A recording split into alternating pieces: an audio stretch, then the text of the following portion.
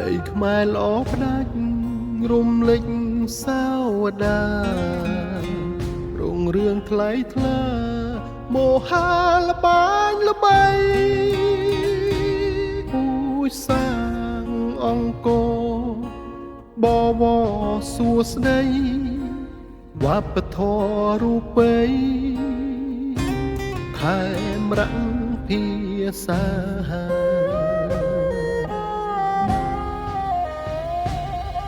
ជ្រោះព្រៃជួបភ្នំមនោរម្យពិសិដ្ឋឧត្តមវិចិត្រមរតកដូនតា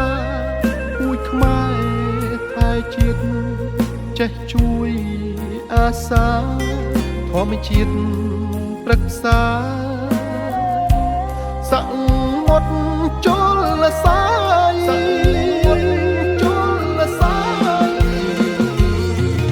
ច្រកក្រោមលប់ទងប្រាសាទអង្គរដោយក្តី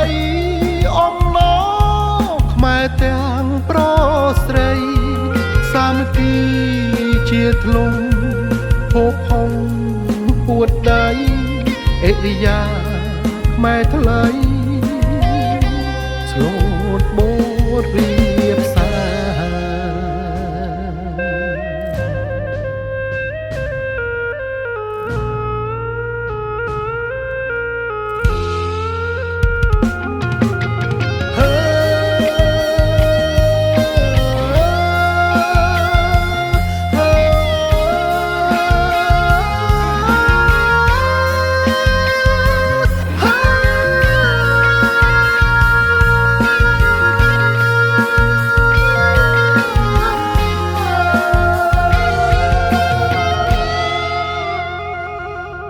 ស្អប់ណាស់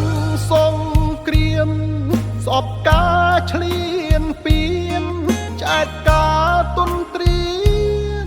ក្នុងភ្លើងមហិច្ឆតា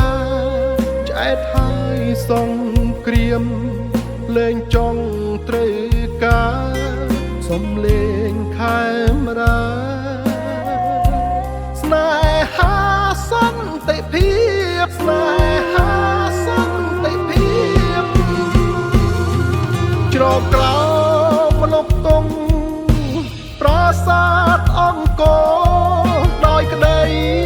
អំណរខ្មែរទាំងប្រុសស្រីសាមគ្គីជាធ្លុងភពផុងពួតដៃអិរិយាខ្មែរថ្លៃស្លូតបូតរៀបច្រកក្រោមលប់ទងប្រាសាទអង្គរដោយក្តីអំណរខ្មែរទាំងប្រុសស្រីសាមគ្គីជាធ្លុងភពផុងពួតដៃអិរិយា